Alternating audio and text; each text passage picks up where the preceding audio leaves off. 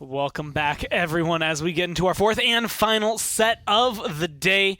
It is going to be an interesting one. Two new teams, well, new-ish. Exile, a lot of people you'll recognize from Bork earlier, and then FiveStack Esports, a new team joining us in the minor league after relegations. My name is Gormizer, and as we get into this set, I am joined by none other than Nick Pretty Hair Keo, being able to sit here, and this one's going to be a fun set, I have a feeling. Yeah, we gotta get a barometer on these teams. You know what I mean? We gotta see where everybody stands. A couple of returning faces, obviously, sort of new team names associated with them, but you will recognize these players. I think if you've been following the Tier 2 scene for some length of time, I think I recognize, kind of taking a look at the rosters, most of these players, even all the way down to like Wake Up Amadeus. It's been a while, but like I recognize that name. Tuga.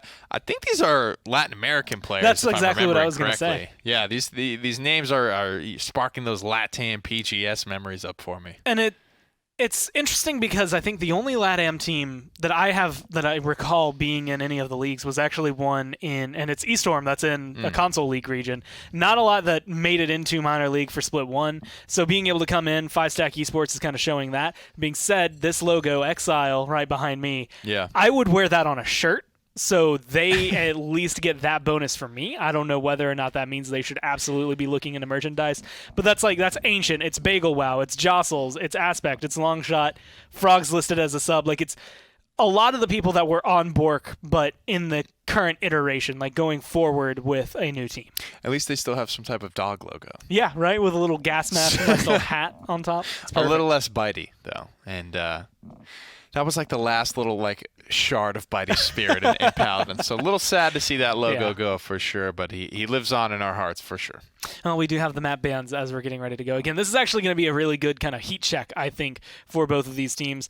Exile, we know a lot of these names. FiveStack, we know them, but we haven't seen them in a while. So it's going to be Stonekeep, Frozen Guard, Bazaar, and Fish Market all banned out there. Damn, dude. I'm trying to see some Bazaar. I would like to see some Bazaar. Yeah, it's been a hot minute. Brand new, and it's already starting to get banned out. Sometimes that happens, though. You lose your first, 5 games on the map, and then you just say, no, we're good. Never again. We're good here. And then part of it is that strategy. It's like there's a lot of maps in the pool. You can't possibly practice all of them or be ready to go on all of them. You got to pick and choose how you allocate your practice time. The only deviation from the 5 standard maps we've had was last set, where there was a Split Stone and there was an Ice Mines. But otherwise today has been Jag Falls, Serpent Beach, Bright Marsh, Frog Isle, and the one that I'm forgetting. Either way, Frog Isle is going to be the one that we're going to. And so it's going to be coming... I mean, a lot of these have been 3-0s, at a pretty good level of even, I would say. Very, very exciting game. Getting to see the snipers, specifically, Stigma and Edge, two of the most fun to watch hit scan players in the minor league. Yeah. They had some seriously cool moments for sure. So we'll see if that ends up being a factor here as and Damage Amp boys are taking a seat early. My favorite thing about Exile, and the thing I'm really curious to see how it translates in their draft, is 3 of those names I only remember as supports. Aspect, Bagel, and Jostles. I've seen Bagel flex around a little more, so I can lean off that. I don't remember Jostles. I've only seen Jostles play support. I've only seen Aspect play support, so that's I want to know how they're going to do switching to either when they're playing off tank, when they're playing damage, wherever they go. I just think it's going to be interesting. But with Ancient and Longshot, I know they have a good core to kind of build themselves around. True. Longshot was looking very, very impressive, I think, towards the latter half. And we were kind of not hard on him, but just had him under the microscope because he was playing in that off-tank role and really making that impact. We mentioned earlier, Stigma was kind of my almost rookie of the year for the minor league. But in general, there was a couple of players, Longshot being one of them, Frog kind of being one of them for me, that was just they're showing up and it's a brand new player that you haven't really seen before. It's not any name change funny business you just were unaware of. It's this is a new guy coming in, having an impact, making a name for themselves. And, that's where every good story starts. Well, right now, Exile, they grab the pick, they grab the counter, they get Strix and Drogos. And that's one of those things. I mean, Kresnik kind of opened it up, I want to say yesterday when we were looking at it, but Drogos is good on Frog Isle, even against a sniper, even against hit scan, just because he can apply that pressure. If you're not going to get an EV, if you're not going to get a flank, Drogos will do the same job just from further away. And to that note, it's, I talk about this a lot with Willow. you know, some people go, well, I'm not going to buy Cauterize on Willow because I have Dead Zone. And it's like, yeah, but it's a 15-second cooldown. You might miss. You might want to switch targets, like, for some reason. Like, it's, you know, on paper is rarely the vacuum that you experience actually in-game at all times. So as soon as Kinessa dies, maybe, you know, she gets poked out. Drogoz has some room to breathe and to work with for sure. We've seen some combustible knockoff kills on Frog Isle. That could happen to you at almost any phase of Frog Isle, so a very dangerous character to be aware of. Especially dangerous for that Ashe on the other side, just because she's going to be playing ramp more than likely, like, against the Khan. But it's locked in. Exile, they get their Constricts, Drogoz, Barrack, Furia. Really solid composition, works really well together. I anticipate Cherish instead of the Solar Blessing we saw earlier, but either way, it'll work out. With Maeve being the last lock, which team do you like? I like FiveStack here just because, you know, I'm just picturing, you know, Midnight into the Ashe Maeve coordinated, you know, like orbital drop shock troopers to the back line and everybody dies, and I'm just like, that's a feel-good moment. I want to be a part of that dive in my games too. FiveStack Esports are coming in with the ODSTs. We'll have to see how exactly they will fare down when we jump into Frog Isle as we get down to the casters for game number 4. Well, Nick, hopefully whenever it is that happens, when we see this dive bombing Maeve and Ashe, you can say I was here when that happened. Yeah, I mean, they're going to have to do it if they want to get through that Strix-Drogoz core. Drogoz-Strix is such a lethal combination on this map. Drogoz's ability to spam on that edge. Strix is just consistent damage. Usually outclassing Kinessa in that sense, but I gotta admit, on FiveStack's comp, I'm a little worried about... No, sorry, excuse me. On Exile's comp, I'm a little worried about that Furia.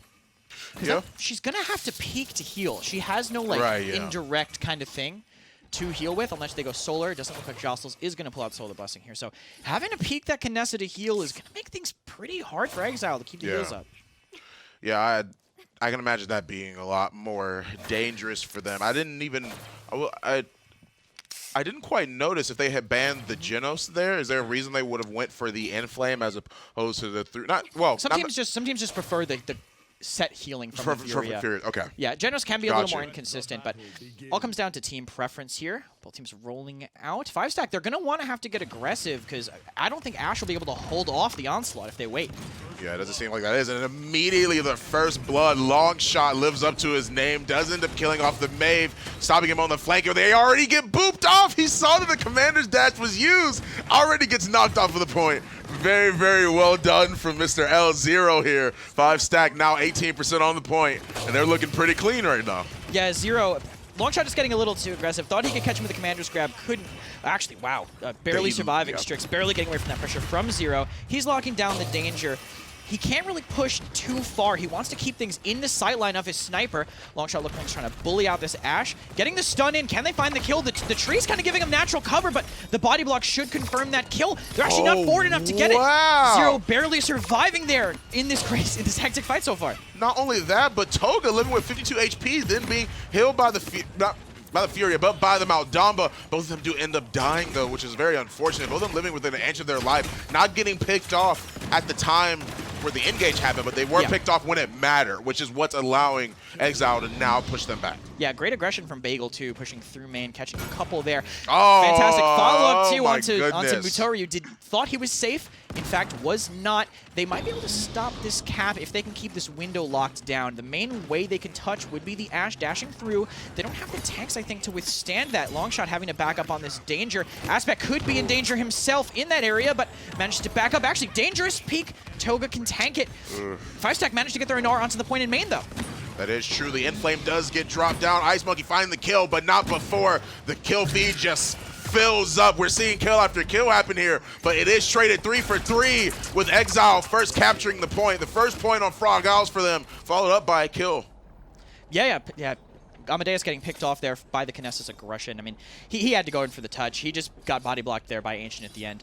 Interesting roster from Exile, too. They have 2 tanks from Bork and then 3 support minions. Yeah, you do. Yeah. Bagel, longtime support, did play DPS for another Sanguine roster in the past. Oh my goodness, that's the second time. Onto Longshot there. He's got to get ready for that.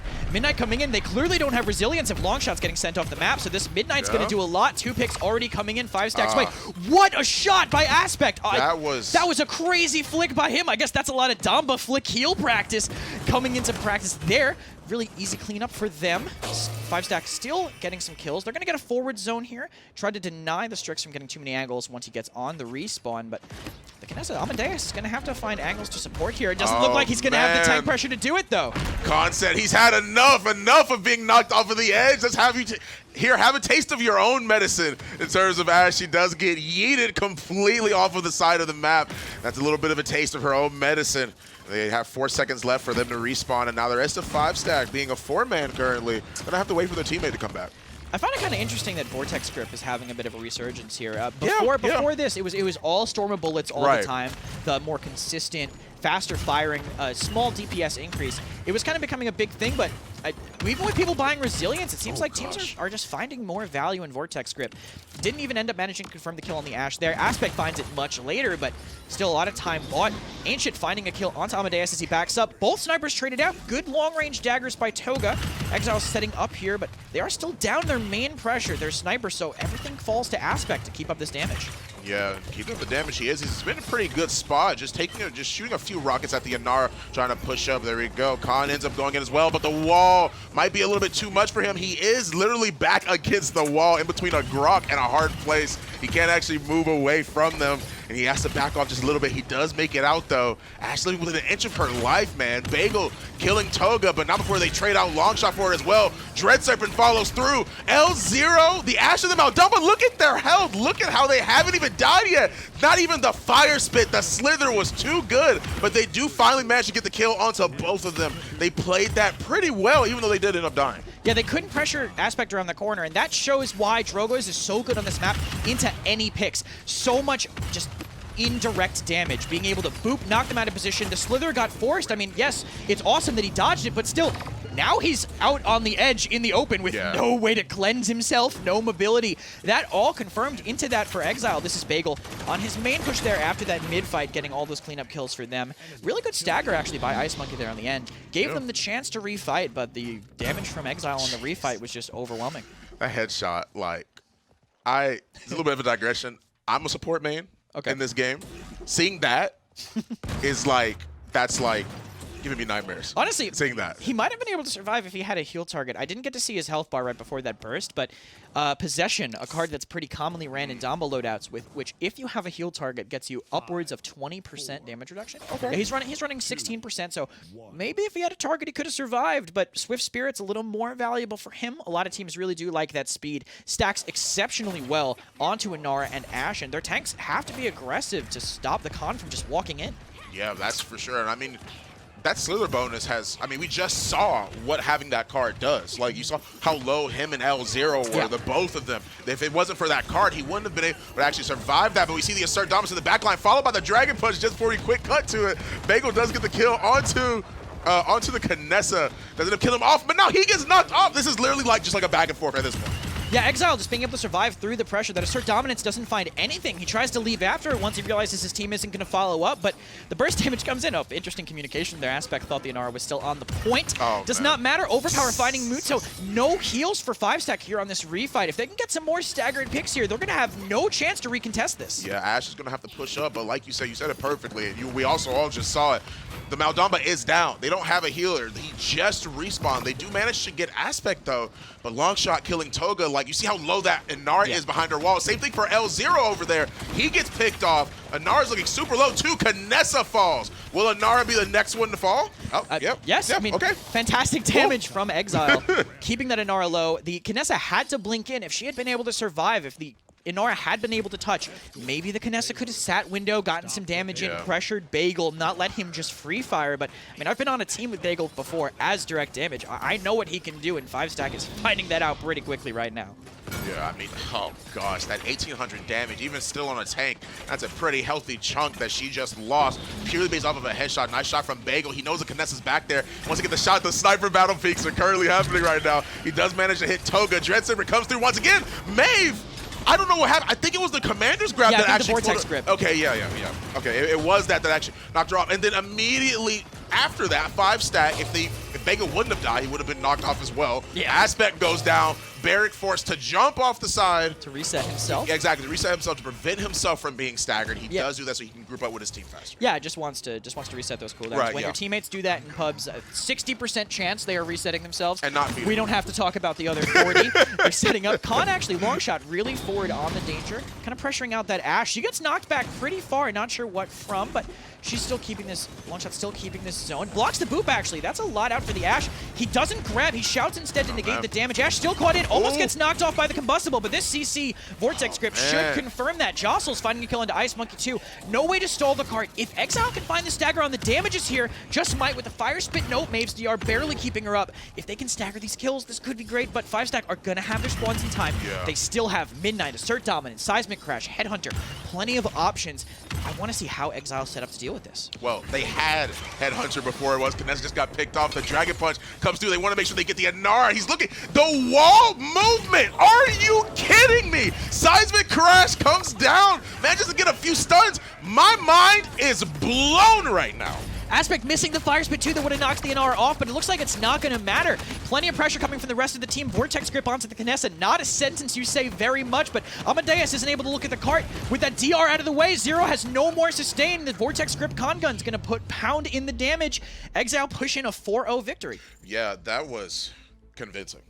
That was really, really convincing. Just that fact, like, other than like, just aside from the, hey, Ashe knocks me off and then Khan knocks Ashe off, and then other than that back and forth, they knew who they wanted to prioritize, because you saw Mutoriu, you saw the Maldama get picked a lot, and not because he was in a bad spot, but because they just knew where to be, where to aim, where to shoot at the right time. Yeah, I mean, it's interesting because I thought that the Furia was going to have a harder time, but they were just putting on so much pressure onto Amadeus. I mean, he had to touch the point more than once. Yeah. Just the way they focused on the other targets while staying out of the line of sight really put him into an uncomfortable situation. We can take a look at the stats to see exactly how things shook out. I mean, obviously, Exile coming up on the better end of that. Damage close. I mean, Ancient Bagel WoW topping the charts for Exile, showing their dominance. Ancient actually top damaging a lot of that point tank trades. I mean, you see an Inara with top damage, Barrack with top damage. A lot of it's kind of just being shoved into the other point tank. Right, exactly. Yeah, I mean, that makes a lot of sense too. We're going to take a look at the scores here as well.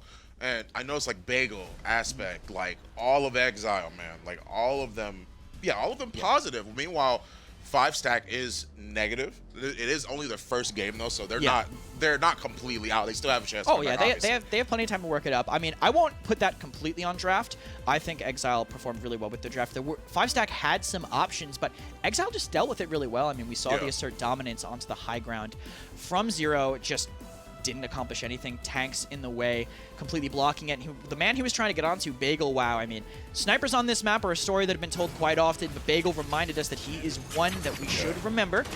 This is, again, that first fight that he got a lot of cleanup kills in on the end. Really good aggression from main, I think, to find that some snipers get into the rhythm of just sitting in window, and they think that's the place they should just stay. But the best snipers can rotate to that danger angle, that main angle, and Bagel being able to find that was huge. Wow. What a shot on Toga. Bagel knows his sightlines here. Yeah, he does. Yeah, you just see how this man is positioning. You see, it doesn't matter where they jump, where they go. And credit to Aspect, as well. Like, we saw that crazy Mave flick that he got off. He jumped over, and then he immediately just, like, it was like a split second if you weren't paying attention. He, like, looked up, fire, and then immediately looked back down, and Mave was just gone. I mean, Aspect was a support main forever, but he has DPS experience. I mean, I've heard him talk about wanting to play DPS and how he was a better blaster than Vayne for some time, but Aspect showing that he can perform on DPS and off-roll. Again, 2 off-classing supports might become their main class if they keep performing like that. Love how Exile is playing this game. I think they look really solid for the rest of the set. Well, a solid first game for Exile, currently 1-0, but don't go anywhere yet. Stay tuned to find out what happens after this break.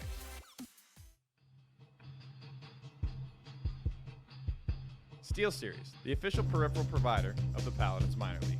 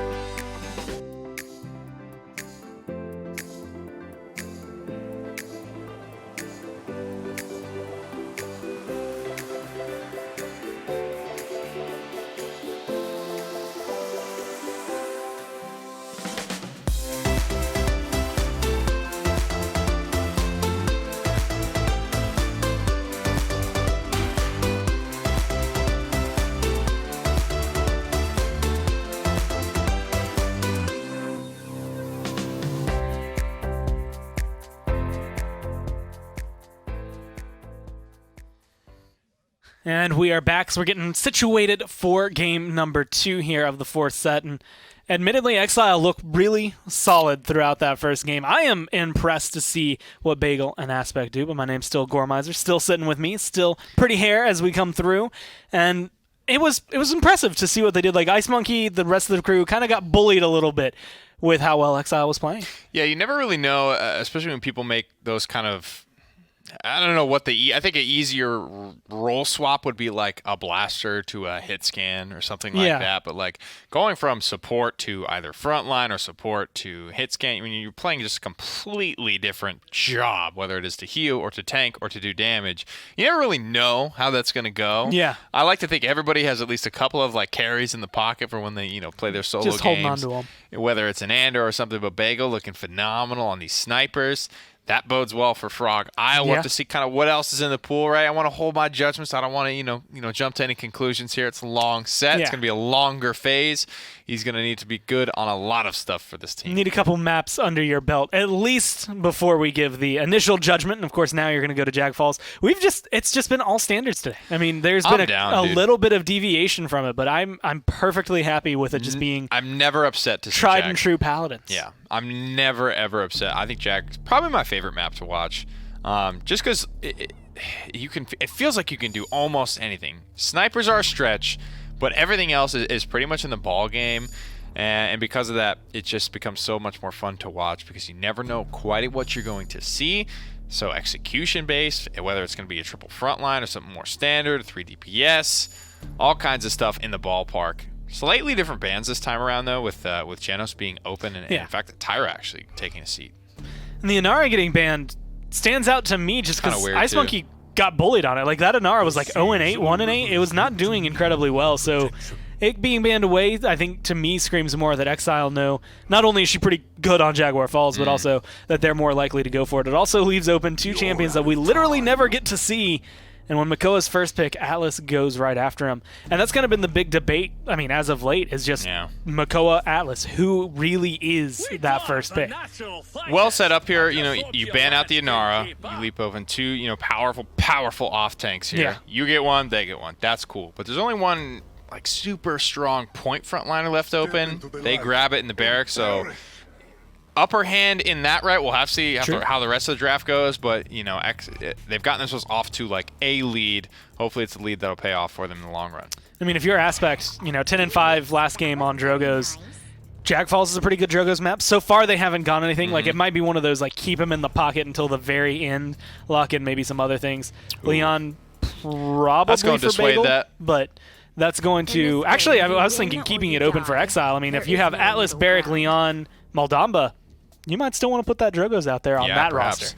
Saw some Willow bans here today. I'm not like totally sold on banning her. Yeah, because it's like Drogo's is good here.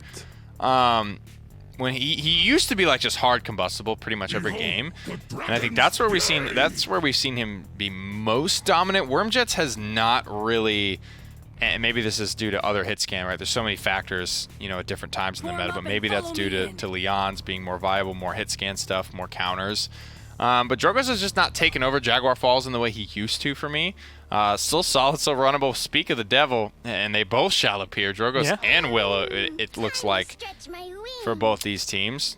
I like what I'm seeing. Again, each kind of has their merits, has their pros. Not a ton of cons for Exiles, I think. In fact, no cons. He was banned. Yeah. Boom. There it is, boy. I mean, have the Atlas as well in terms of just controlling where this Makoa is going to be. I don't mind the Atlas into the Makoa matchup. This is going to be a really, really fun one to watch. I have a lot of hopes set out for FiveStack here.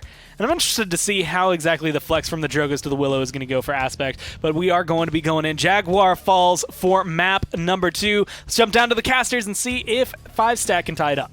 Thank you guys from the desk for passing it off to us. Game 2 against FiveStack and Exile. Yeah, this should be good. Both drafts I think are pretty solid. FiveStack getting Makoa, obviously, really big.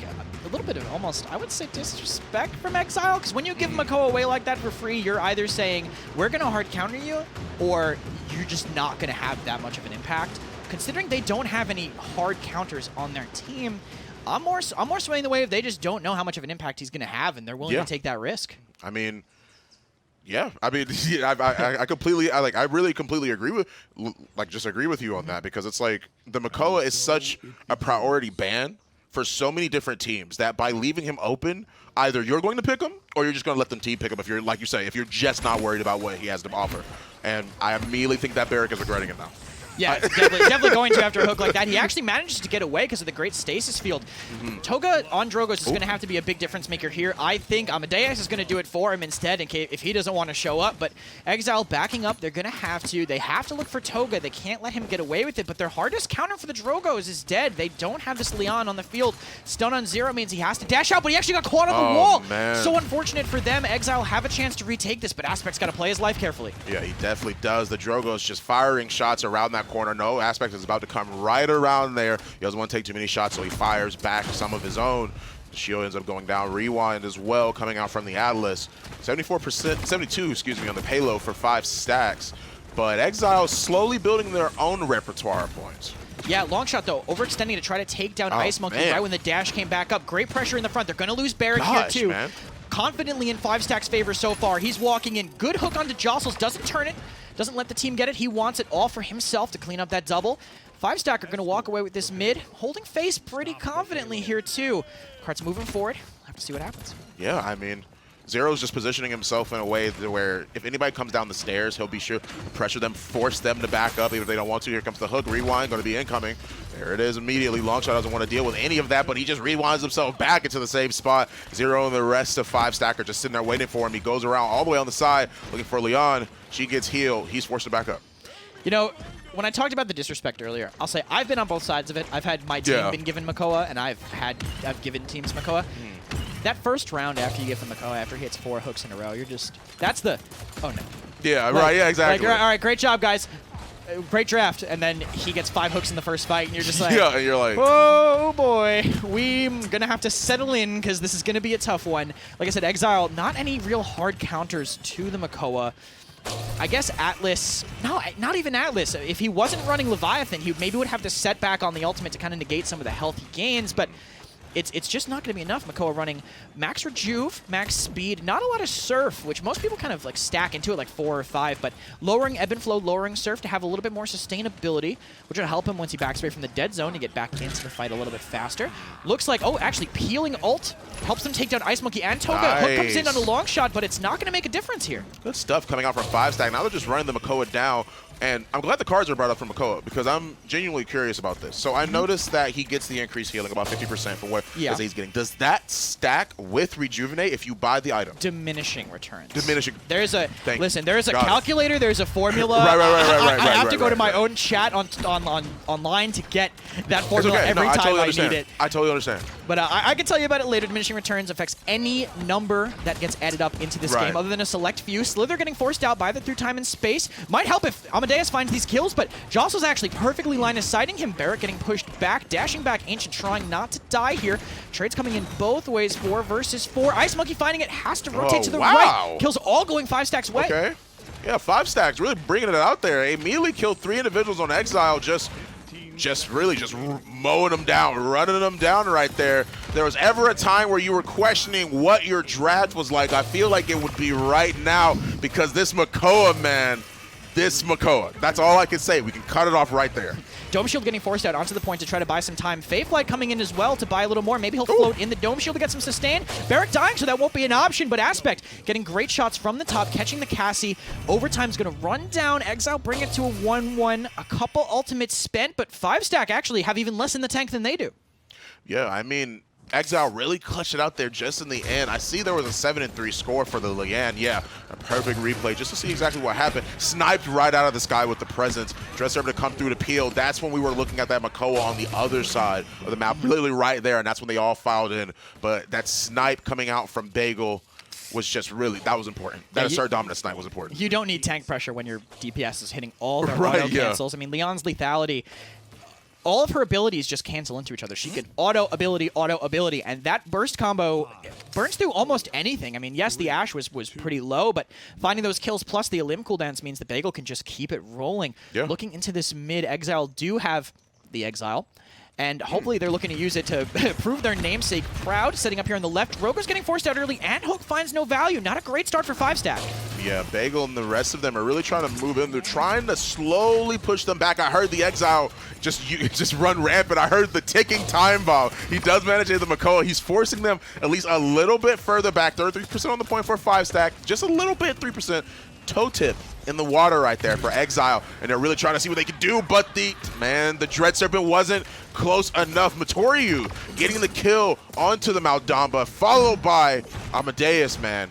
Double kill, Bagel, long shot, Aspect, triple kill, finishes them off, which is going to net FiveStack some more percentage onto the point. Yeah, Amadeus, he had great control on the side. I just did not like Exile's focus. I think Longshot was a little bit too split. He was fighting a 2v1, but they kind of could just ignore him with how far away he was. Yeah. Letting Zero dive in because he wasn't holding close to that dark door means that not much could happen there.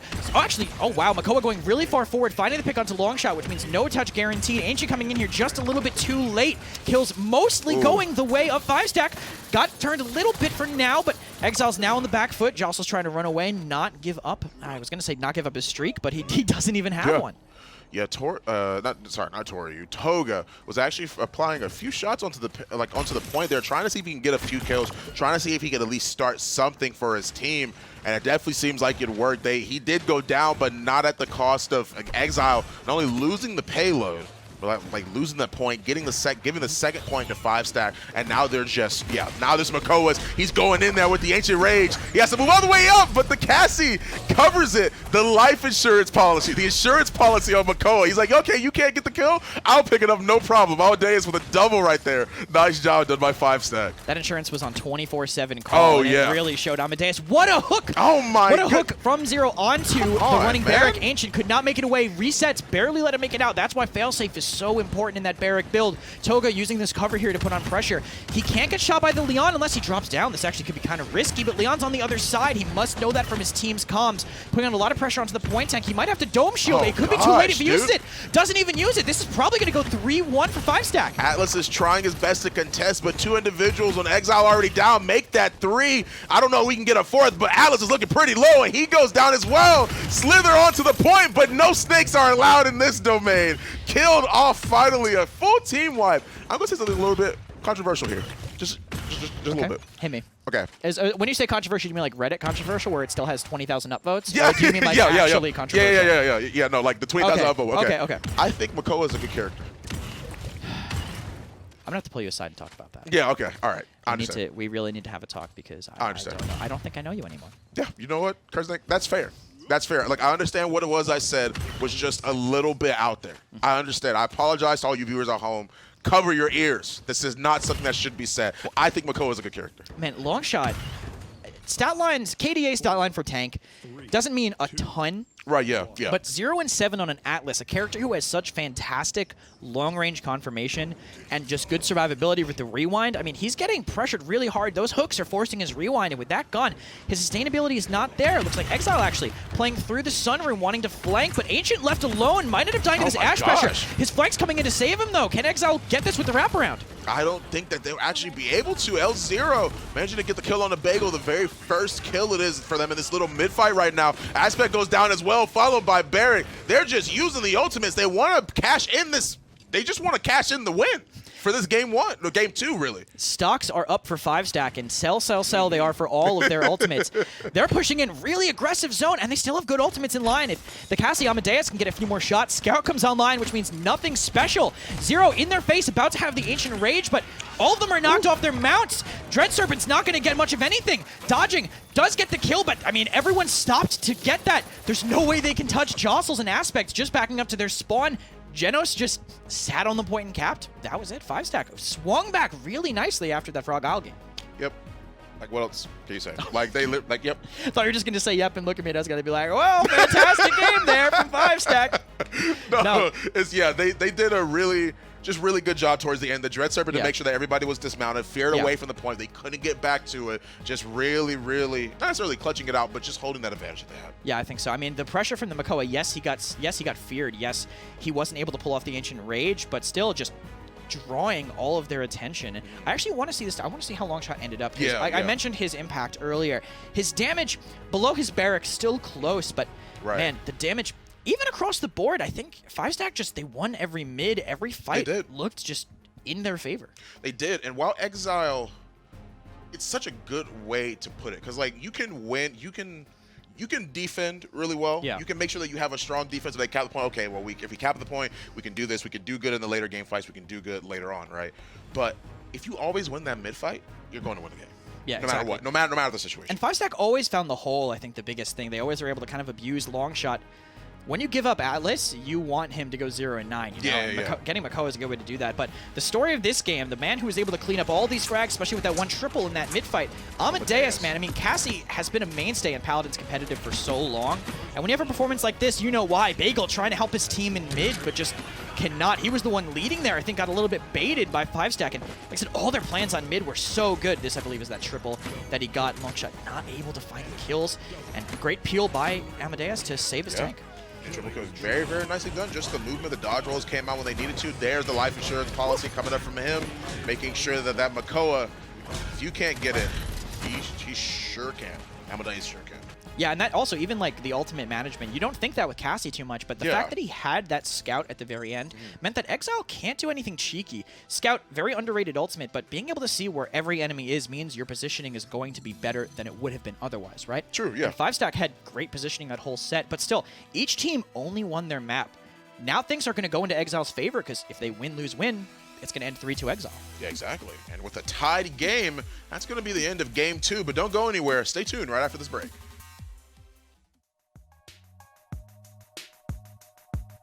INAP, powering the control room for the Paladins minor league.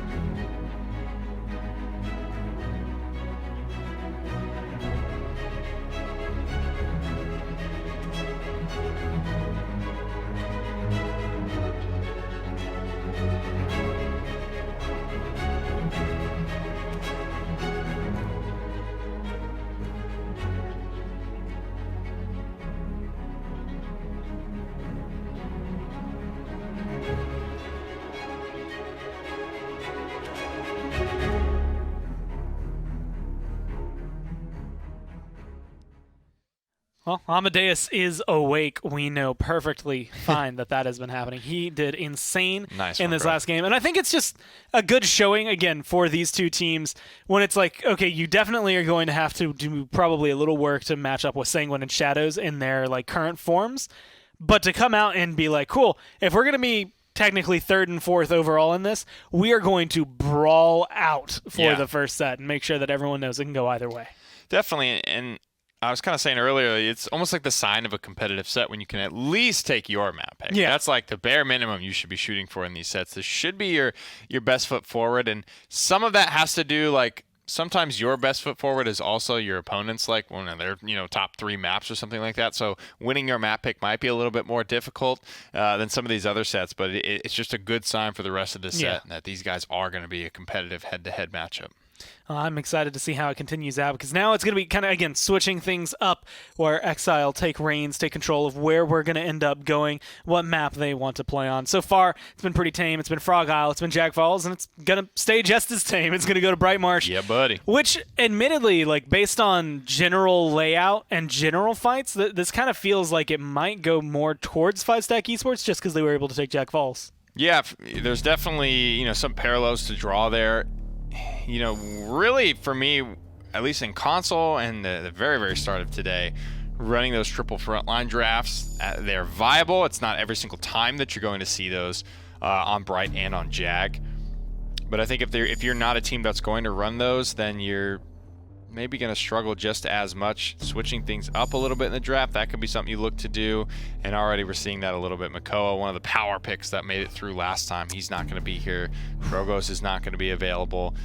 So much more emphasis placed on the remaining power off tank. Atlas, as well as perhaps a Willow. I like Willow better on Bright than I do on Jag. Yeah. Well, there's less like indoors places to go hide. Yeah, a little bit more control for her, a little bit more ability, I guess, to knock that image down. I'm actually interested in Ashe and where she might end up, because she's been very big. Like, essentially, replace Drogoz with Atlas.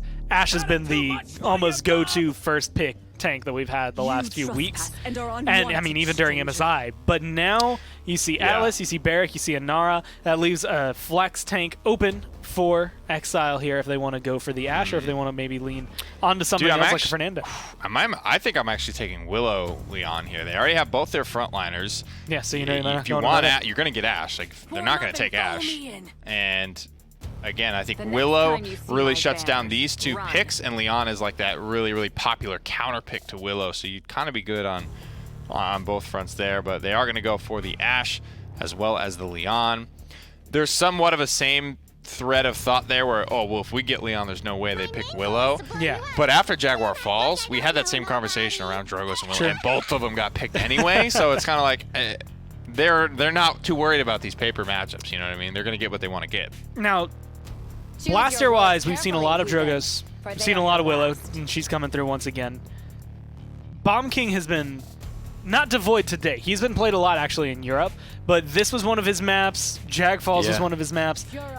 They're already locked in or hovering, but, like, isn't this a place where he would be good to go? Dude, for the first time in his life, probably just underrated. Yeah. Just out of favor, whatever it is. I mean, Defit showed us, dude. Like, he's fine. He's kind of chilling where he is. He didn't really lose too much. I think his HP was nerfed by 200 to kind of match where all the other damage dealers are, as well as he lost like the CCR loadout card. Yeah. But it's like, I don't know. Personally, it's like you get used to those like crutches sometimes, like having more HP than everyone else, being nearly CC immune. And once you lose that, you're kind of like, I don't want to relearn how to play this character without that stuff. So you play something else. I really think it's just he's out of favor right now. Well, we'll have to see how things go. Exile have what I would call all-out aggression. FiveStack going with something a little bit more tried and true overall. It's Brightmarsh, so almost anything can happen. We're going to have to go down to the casters and see what does. Thank you for the pass, gentlemen. Game 3, FiveStack versus Exile. The score is now tied 1-1 after that very, very convincing game. Yeah, and we're here back on a standard map. I liked FiveStack start to the draft. I mean, after the off tank was picked, they just said, all right, well, we'll just take both point tanks. I mean, this is a map, it's not too... Our mobility doesn't matter that much on a map like this, so they took a more stationary map. They're all very focused on point control, so I would not be surprised to see people playing point, people playing up by the tree, kind of just spamming through the windows. It's all on Exile to get Aspect in, to get that damage, and it's on Bagel once Amadeus decides to use that Fae Flight. Yeah, I mean, once he gets up above that high ground, it'll be hard even for somebody like Eevee to be able to catch him, or somebody like Leon it'll be harder for her to even hit Willow at that point because of just how much cover she has, not only on this map, but just in general, like with all those buffs. Yeah, being able to use the Fae Flight to kite around. Right, exactly. Aspect starting up here on the ram. Looks like get pretty left-sided mid for Exile, tree-sided mid for FiveStack as expected here. And Nara actually, though, pretty far left, not the one capping the point. Looks like they want to put the Barrack there instead so we can apply some damage, but not too much damage going on to the Ashe, who's contesting right now. Even trades here. Zero getting very much so in their face. Yeah. Exile not even looking at him, probably waiting for the DR to run out. No kills going either way, but FiveStack dominantly controlling the objective. You put it so perfectly. As soon as they heard that, as soon as they even saw that Earthen Guard go away, you saw how fast Exile pushed him. Like, they literally, like, they saw him put it up, they waited, they weren't even paying attention. It went as soon as it went down. Both of them just immediately went in. Good job from Bagel, though. Yeah, Amadeus was really, really low there for quite a second. And he did end up getting picked off by Bagel. Now the rest of Exile are going to try and push these guys back. FiveStack had to be a lot more careful there. I think giving up their tank on the far left means that the tree is like only somewhat safe. You have to play a little bit further back, and they just were not thinking about it. Thought they were safe, were not. Aspect, though, getting a little overextended, trying to apply a little bit too much pressure. Their comp is aggressive, but it can't get away with that much. Great block on the dash by Ice Monkey, but Ancient is going to get out of there. Tyra in a great spot. They're going to lose Longshot on the side for Exile, so things not looking too great for them. And Nara's back also, so the pressure is back up on the left. Enlightenment forced out, but Bagel's still going to go down. Mother Earth tanking every last bit of damage you could have ever thought of. Inara literally just ate an Enlightenment, ate a few other shots, managed to get the kill. Assert dominance onto the point. 87%, steadily climbing as well, but FiveStack has a pretty healthy team still. Seismic Crash to come through. Now that the Ashe is stunned, I see the Inflame go out as well. Nice crossfire coming out from Toga. And now we see the rest of the ults fly through. Aspect and the rest of them doing so good. 99% on the point with overtime. Longshot ate that Dread Serpent. Yeah. He put his stasis field down right in his face, got absolutely nothing. That was so influential, just taken down. That's a 15-second cooldown, 18-second cooldown, taking down that one ability. So good by him. Throwing that setback on the roof to make sure that if someone had come in and shielded, it would have gone over their shield. No way they could get in. What a turn by Exile, I think. I mean, the fight was going back and forth, but that play by Longshot, I mean, he basically... Last game for him, not so good on Atlas, but this draft's a little better for him, and with a start like that, I mean, he's clearly got to be feeling himself even after last game. Yeah, that is so huge that you provide your team with just that coverage to the point to where they aren't CC'd. Nice wall. Inara is off by herself on the right, though. Longshot does get the kill, but two individuals are down on Exile. One of them just respawned. The other one, Leon, currently coming back. Here's the Fayfly, man. The fact they got rid of Furia, that's going to be pretty big no matter who comes back to point.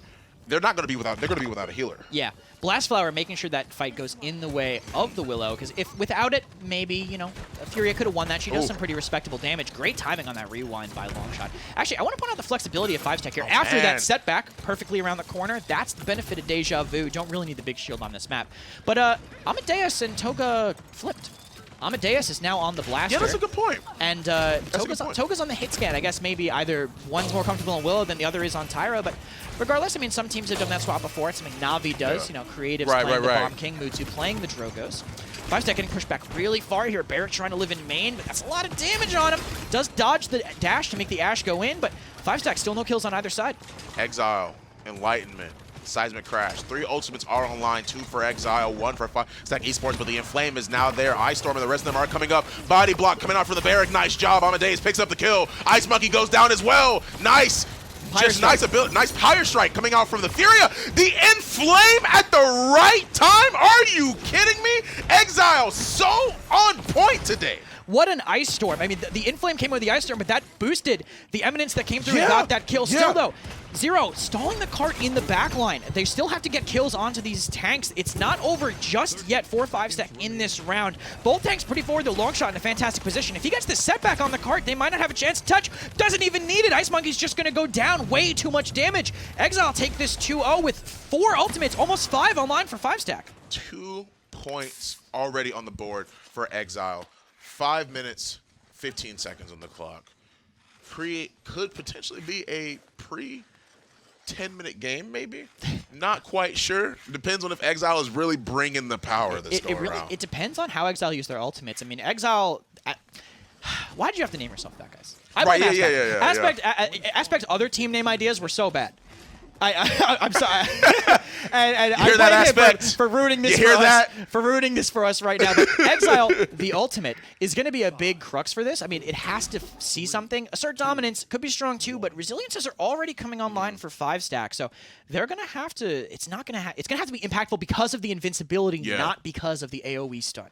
Yeah, Aspect taking up this high ground right now. Same spot as before. Willow and them are both in the same spot as always. Earthen Guard does come through. You want to make sure that she's at least trying to be CC immune, trying to block the shoulder bash. She does end up doing it. Fayfly comes through. Aspect around that corner. Bagel does go down. The Furia might go down as well. Amadeus, he knows he's back there. He's covering. That is so smart.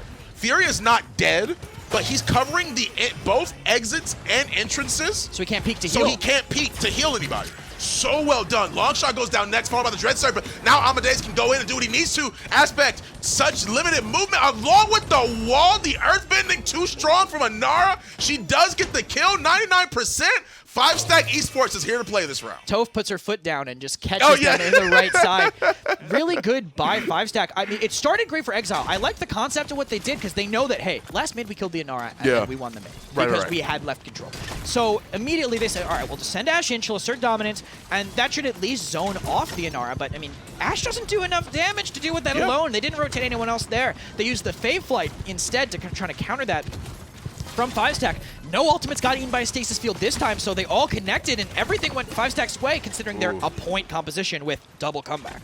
Yeah, that's a very good point to make. Bagel's actually applying a few shots, a few headshots on L0, but damage immunity, not damage immunity, but the damage reduction, excuse me, is a lot for Bagel, really just a handle, only hitting for 300, barely even scraping Nara's health bar. But the fact they got rid of Mutoriu and Toga, the two of them being down, healer gone while their DPS gone, they have to back up. Yeah, absolutely. FiveStack disengaging quite a bit here. Mutoriu is back on the respawn. Healer really important to keeping their tanks alive. And Nara Barrack, double point tank, double main tank, a composition that really does need that kind of help. So they're just settling in here. Poke coming in both ways, but Fayfly means FiveStack wants to engage. Oh yeah, that's immediate. Oh man, the shots on the Aspect, such good damage coming out from the Willow. He's going after Bagel. Now Bagel being forced to back up. The shield from Ash was well placed. He misfired. He actually did end up hitting the shield. He could have gotten Bagel if he was just aiming just a little bit above it. But here comes the Assert Dominance, though, right on the Toga. He wants to make sure this DPS is gone, but the tanks are there to help. Frontliners, body blocking. The Aspect actually moves in as well. They want Toga dead to dedicate the Assert Dominance to make sure they can at least get a pick, and then Aspect coming around, blinking in to make sure he can get a pick as well. And it falling flat is what is probably going to lose Exile this team fight. Yeah, most likely. I mean, that's got to be their win condition in this kind of fight, right? Because look at all the other pairs. Like, you're not going to burst down an Nara or a Barrack. Man. You're not going to catch a Willow because she has that 25% DR on her Flutter. Tyra, you can catch. Most Tyras don't run a lot of sustain in their build, but with the tanks in the way, it's not going to go in their favor. It's going to be 2-2 here for FiveStack after Exile's aggressive play falls short, and that's so fast after the ultimate. That means that Inflame and Assert Dominance both offline for Exile. Yeah, that's going to be pretty huge, because the fact that Assert Dominance is not there anymore and Dome Shield means that they now have point control. Yeah. Like, the Exile is there, Enlightenment's there, Ice Storm is there, so they still can put up a fight on the point, right? But Assert Dominance is so pivotal, especially when Ash needs to go toe-to-toe with the Barrack, which that's pretty big. She might be able to charge it as the fight goes on, considering it is 33%. It is a fast-charging ultimate if the Ashe is consistently putting on damage. But one thing is, Exile doesn't have, like, a fantastic execute, really. They don't have any combo ultimates. I guess you can argue for, like, Ice Storm, Enlightenment. Yeah, exactly. But usually those are ults that can kind of work on their own. They don't really need that kind of payoff. Decent credits, actually, for FiveStack.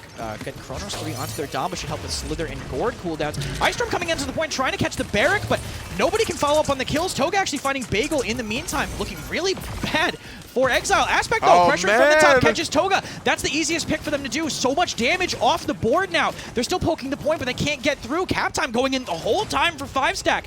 Ancient's not going to be able to make it out here. A little bit of maybe, 400 damage onto the Ashe, but Fayflight's going to keep this going, and FiveStack still control the point. Just pointing this out while this fight is still going on. When you see that many ults for another point, that's not the end of the game, by the way. That is letting you know that these guys are not only playing to win, but they understand what capturing this point and being up 1 point, 3-2, is going to mean for the rest of this, for the next 2 minutes, 25 seconds. Plus, I mean, any point is worth spending ultimates for. I know Nick mentioned it before on the cast. Anything that gets you a point is one step closer to winning. You know, unless it's like defending or stopping them from getting a point, it's always worth spending ultimates. In this middle ground is when you can argue for it, but with this much time left, you can spend them, because you'll get them back before it really matters. Longshitter pushing the side, but he's actually standing in the fire. Clorstar forced to hold very close here. Rewind forced as well, with the tanks really close. He's not in the best position for this as another firebomb comes in to try to root him out.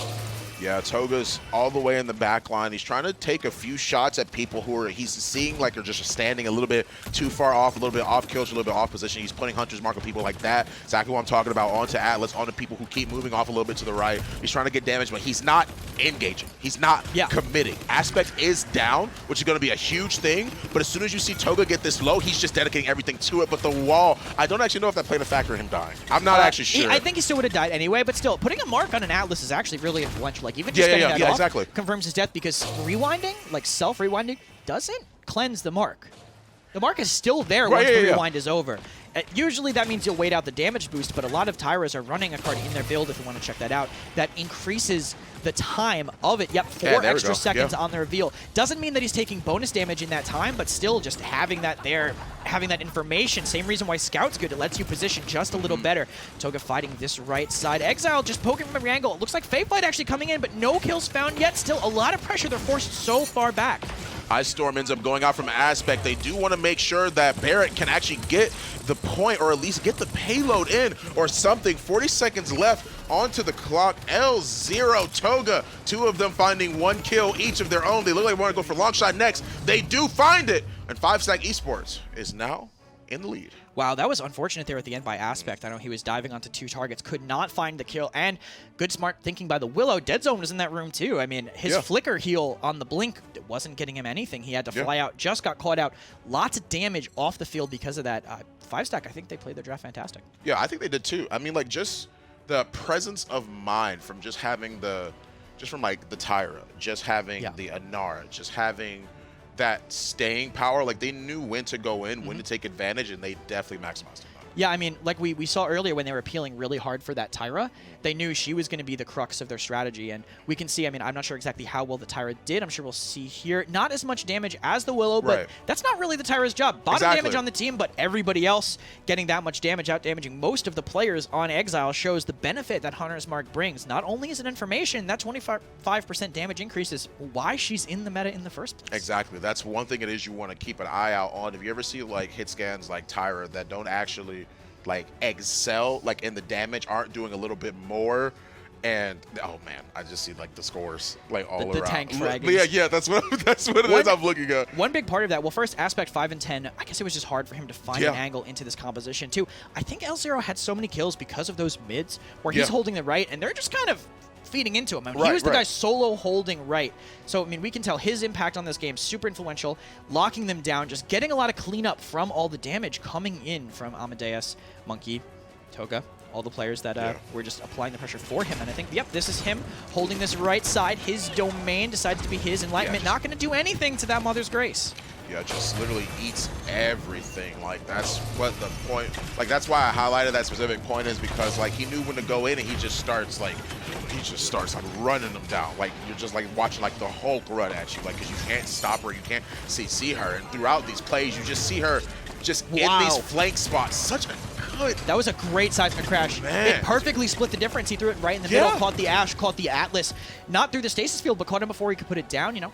Threading the needle, really great play from him. And you could tell actually 2 of those plays were kind of the same angle, which means they had an execute. They're like, all right, 0 will go here, our main tank will go here, our DPSs will be in main to support. They always executed their plan exactly how they wanted to. Yeah, they just knew what they were doing. Like, especially with that comp on that map, they knew what to do, when to do it, and how to do it more than anything. Yeah, I mean, LATAM communication, I've noticed, at least from working with SSG in the past, it's really clear and concise. As someone who is a notorious overcomer, that everything's really concise. I know it's in a different language, but still the dynamic. That's a fist bump. I understand that. I'm the same way. The dynamic is the same, and I mean, you can tell how coordinated they were. Yeah, you could. It just showed, and because of that, now that they're up an entire game, we're gonna see if they'll be able to close this one out. Stay tuned after this break.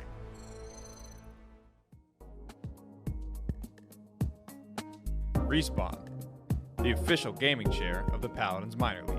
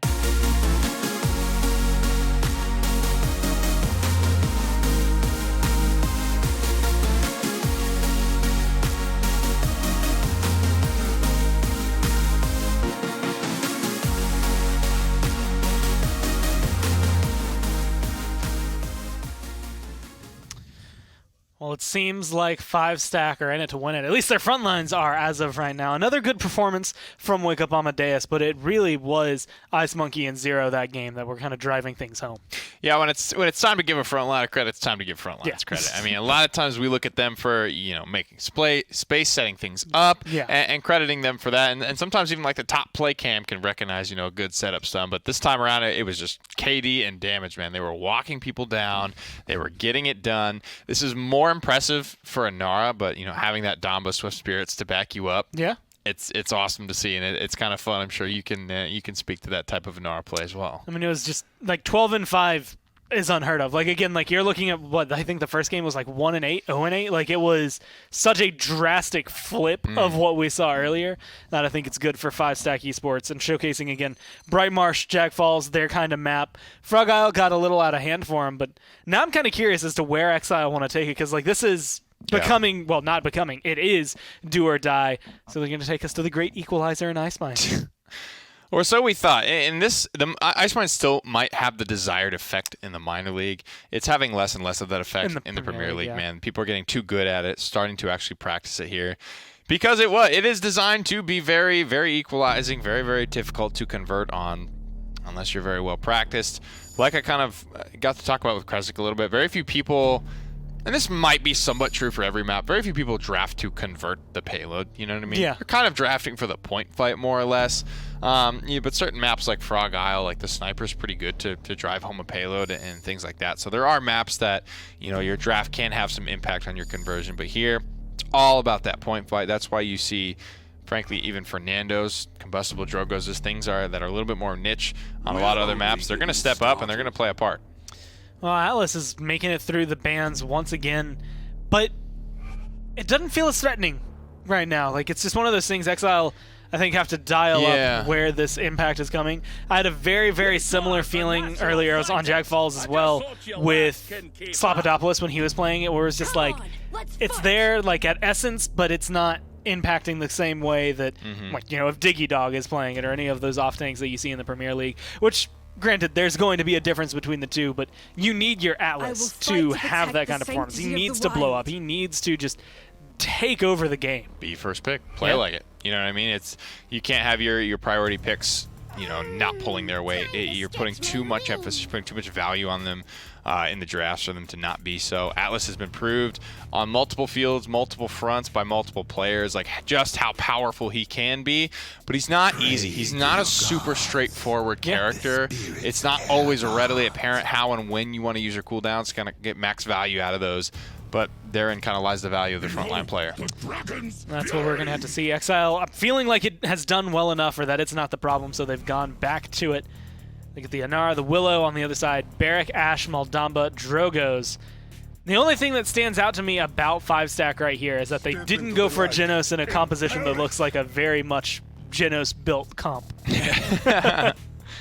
Could be. We're even seeing Genos banned at certain points Let's today. Go! There it is. Ice Mines.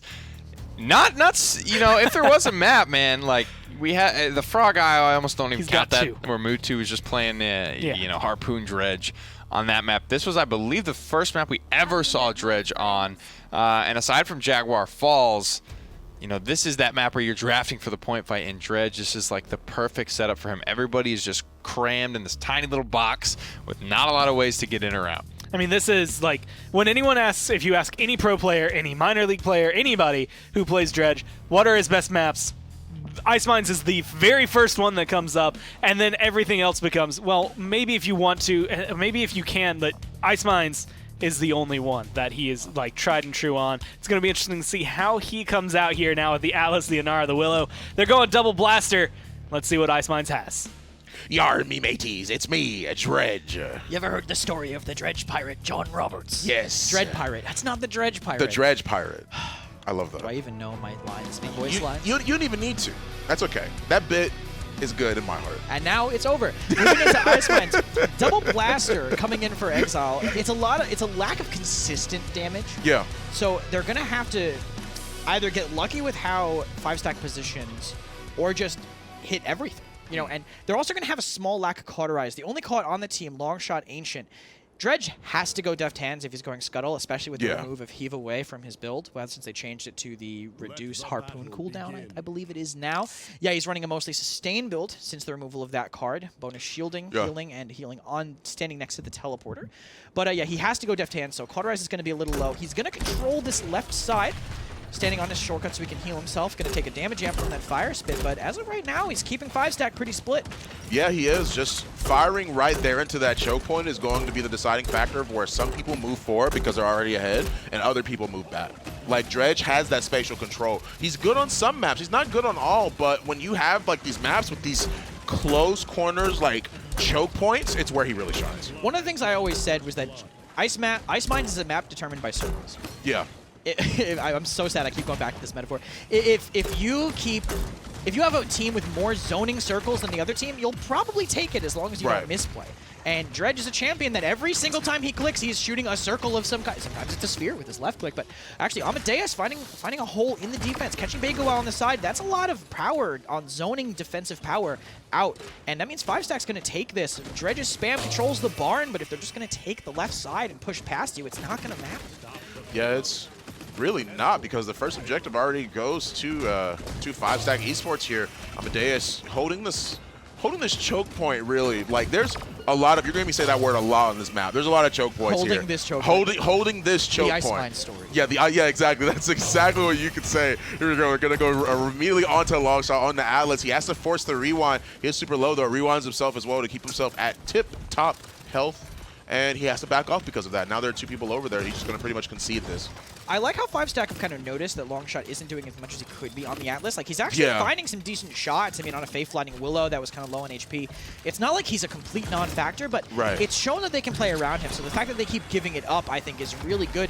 Dread Serpent coming onto the high ground from FiveStack, but it doesn't find anything. In fact, it just gets Toka killed off of some over-aggression. Both blasters finding some confirmed kills here, and it's going to be so hard for FiveStack to just find the space in this choke point against a double blast. Yeah, the Harpoon comes through, but gets knocked away a little bit, just like slightly booped. He has to move out of the way. The Harpoon ends up finding the wall, but they still do find the kill. Bagel and the rest of them, you're going to see a common trend here. Not going to take away too much from the analysis, but you're going to see a common trend. Whoever is now leading with momentum, they're going to try their hardest to prevent people from getting back to the Bagel. Yeah. Their hardest, especially on Ice Mines. Great foresight from Aspect there, using his teleport to get out towards the high ground. Left his other one back there, so free escape, but Ancient goes down. The support kind of missing from the DPSs who had to leave very quickly. Great boot by Zero to zone in the Atlas. Doesn't get the body block, but will probably force out the rewind if he keeps up this pressure. And he does, which is going to put Longshot back in. Now the body block can happen again. Stasis Field can only do so much. He actually, he almost sent him back into body blocking position, but still he's stuck in the stairs, and now he has no out. He's going to go down. What a staggered kill. That means only one tank for Exile up basically this entire defense. That was so well played by Zero, just knowing when he was going to use his abilities, pressuring him, knowing how hard he could go in terms of just like the stacking on the aggression. Genos does find the kill though on Amadeus. We do see that Ancient is trying his best as a solo tank right now. Atlas just did respawn. Longshot is there. He's trying to cover pretty much the flanks and trying to make sure that people don't actually go where they don't need to be, which is why he's up here on this bridge trying to stop Token. Yeah, one thing about Atlas, about how like Longshot was just playing there, what just happened is he's such a hard tank to play because every single one of his cooldowns can go badly. Yeah. You can screw up every one of his cooldowns. Like, yeah, you can miss time a Nara DR, but you're never going to Nara DR and be like, I'm dead. Right, you know? yeah, exactly. So Atlas, you can screw up almost every single one of his cooldowns in a way to hurt you. Exile feeling pretty good after that pick onto Vittorio. No heals in overtime. There was going to be no heals anyway thanks to the dead zone, but Exile holding strong. Big defender's advantage means this goes to 1-1. Unsurprising for Ice Mines, but Exile has a lot of ultimates on the board. They can't be feeling too bad. All 5 of the ultimates there. We're going to take a look at the replay right here for Amadeus, just showing off his peak positioning. Being over here on the sort of the left side of the point. Talking about from FiveStack side, from the red side, just holding that long hallway as well as stopping anybody that might try and step up onto that small elevated platform. Aspect actually hasn't died yet. That's kind of surprising. I mean, his... Oh, wow. Okay, yeah. It's really easy to get out of those situations as Dredge, but you need to have a ton of foresight, like I mentioned before. You need to have a portal in a defensive enough position to get you far enough away where no one can confirm on you. His big power spike hasn't happened quite yet. Deft Hands 3, once he hits 550 more credits, that's when he's really going to jump up. Dredge with Deft Hands 3, at that point, you're only left-clicking to trigger your Scuttle, basically, then. Yeah. I mean, Amadeus and the rest of FiveStack are really just going to hold this top position, this bridge right here, taking a few shots at the Willow, forcing long shot a little bit back. The Dragon Punch, it looked like a Dragon Punch for a brief second. Okay, it was Dragon Punch. Yeah, he went above the choke and canceled it, because now he has really strong positioning above them. They can't get through because no one can shoot him up reliably on their team.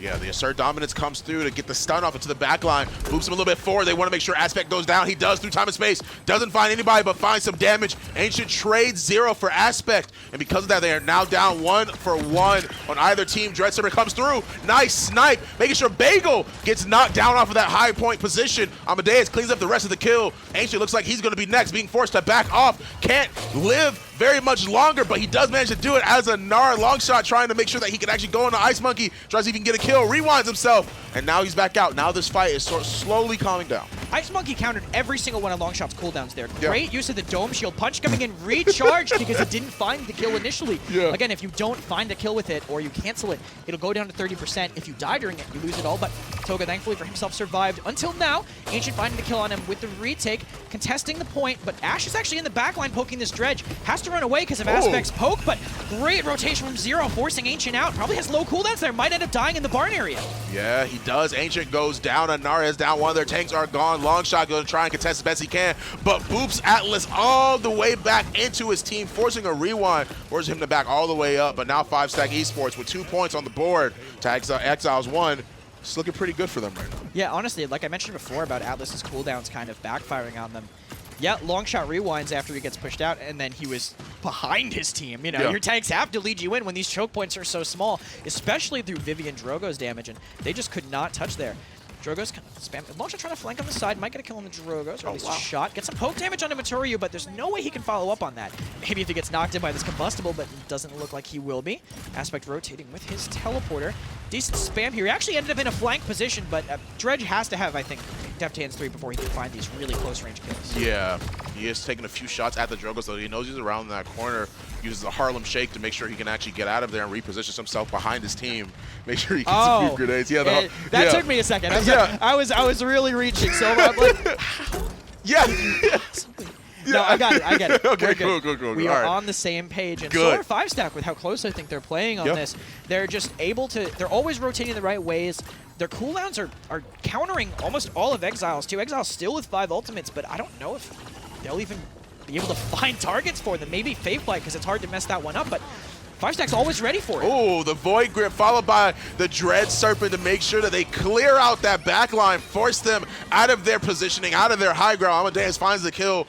Ash being all the way where Exile's team just was, now forcing Bagel to use the Fatefly, trying to get a few shots. He is finding some damage, some big damage too, but it's not enough to get any kills. Yeah, unfortunately dropping down from the Fatefly forces Bagel to flutter back to the high ground. Not a bad position to be in, but not really able to fight the Ash and the Vivian. Ash crosses behind her. Amadeus finding 2 with the Sentinel damage. Dropping down, he's going to go to control the flank side so we can get some good spam here. His Ash already making room for him up here, so he should have pretty uncontested spam. I mean, I say contested. Not really easy to stop the Dredge spam, but still, once that slows down, he'll be able to put on a lot of damage. Zero making a ton of room for him up there.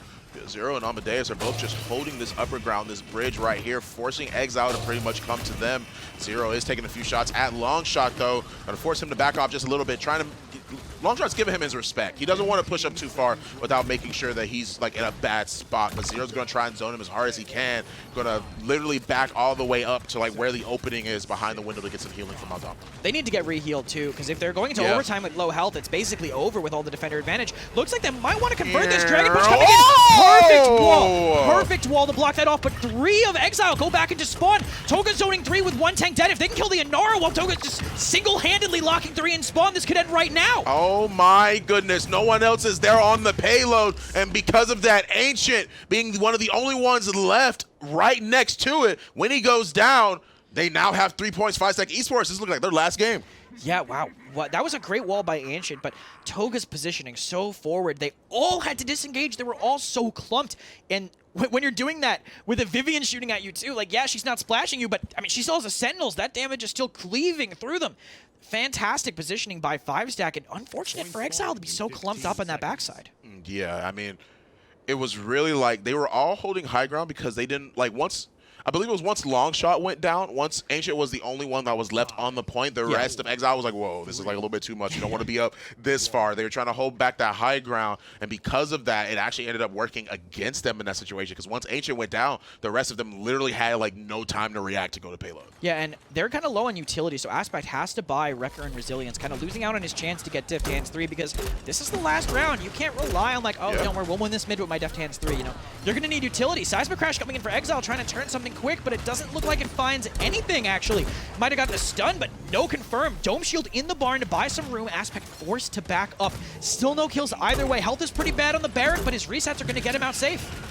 Ooh, yeah, the Harpoon to try and make sure you can get the snipe. The Dread Serpent comes through, though. They are getting 2 individuals on Exile. 3, Ancient, Aspect, Longshot, all of them down, followed by the Genos, followed by the Dragon Punch, followed by Bagel. The Willow is down. Did you need to do that? That man was under 100 HP. That was unnecessary. Still, he won't have it for this zone now, but if they get the dismounts, it might not matter. Inora, actually, she has to get dismounted soon, and she does, so I don't know if there's even a way they can touch. It might just be over right now, especially with the Assert Dominance on the backline. I feel it. They cannot get back. Ice Mine so unforgiving, unable to actually make it back. Their body blocking doing so well. FiveStack Esports currently 3-1.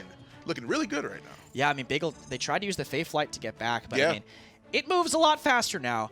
It doesn't move touch ice mines on a forward zone faster. I mean, that's so hard to overcome. With Nora Atlas, you don't have that potential to cross distances that like an Ashe might give you. Just be able to cross all that. You know, FiveStack having that really helped them on those forward aggressive zones. I mean, I don't know about Exile's draft, but I think FiveStack knew exactly how to play into it. Yeah, they just knew what to do, when to do it, how to do it. Like, I know I just mentioned that like before the past game on Bright March, but it's just so good. I'm actually curious about what to see here on the like in the post game, like who was doing what in the scenario. FiveStack, man, that Vivian,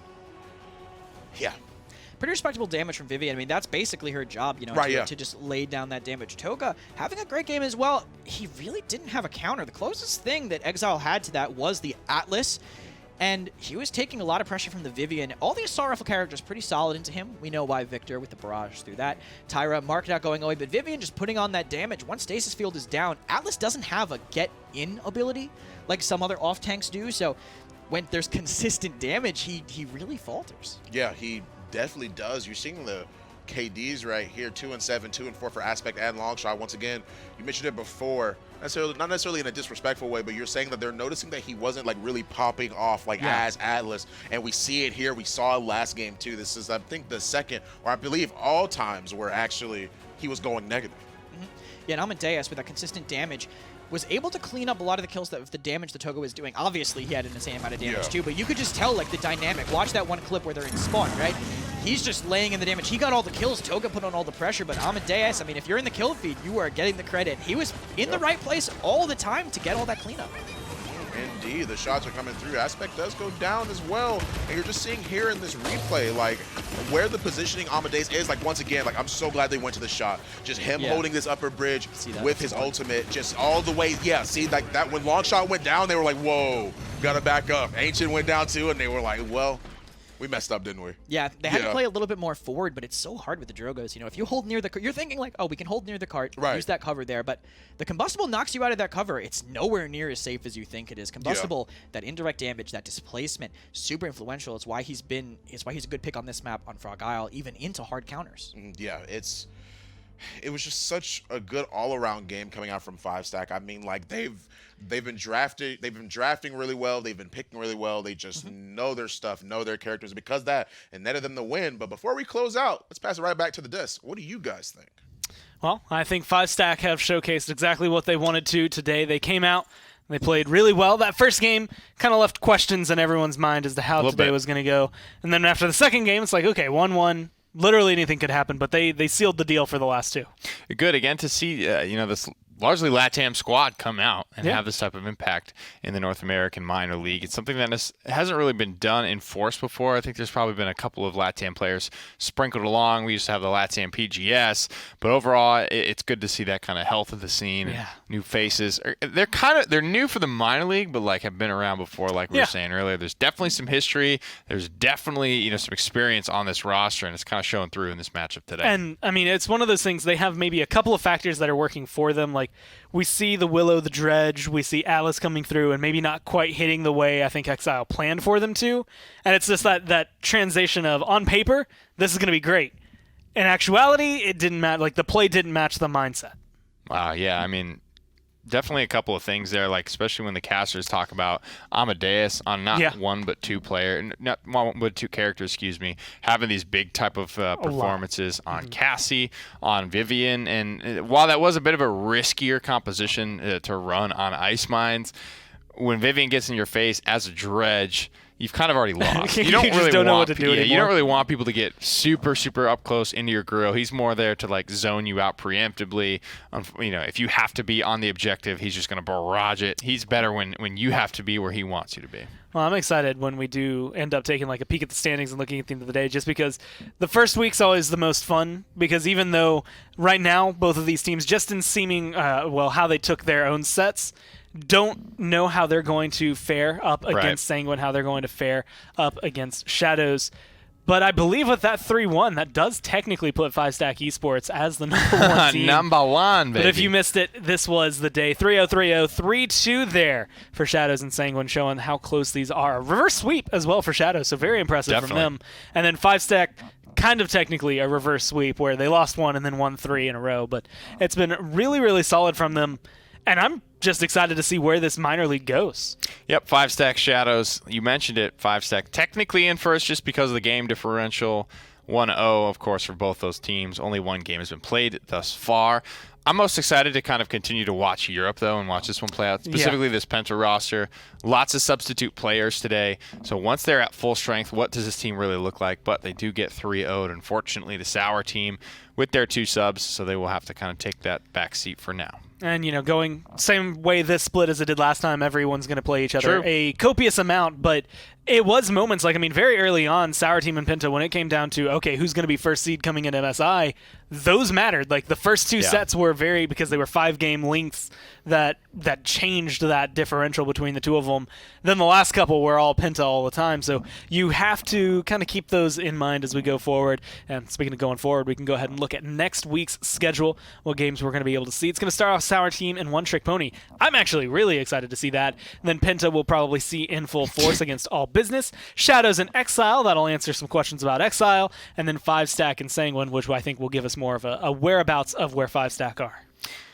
I really like the One Trick Pony logo. You want that Exile logo. I want the One Trick Pony logo on a shirt, man. I would wear both, honestly. I would absolutely wear both. We need to switch into merchandise right now. Does Joe make all these logos? Like, does he make every single one? If so, or do he some needs people to kind of submit them? I mean, some of these are good. Some of these might be, just Joe Bro bangers. Love the pastel styles. Love everything about the minor league, man. Some great competition. It's good to see some returning faces as well as some brand new ones. It's going to be fun to keep on going. Again, you saw next week's schedule, but that's not it for this week. We do still have the Premier League. The Knights have 2 sets that they're playing, one on Thursday, one on Friday. You're going to want to make sure to tune in here at 1 p.m. on Thursday to make sure you don't miss out on any Paladins action. But with that, I've been Gormizer. That's Pretty here from everyone here at Skillshot. Thank you for watching. We'll see you Thursday. Skillshot, the official production partner of the Paladins Minor League.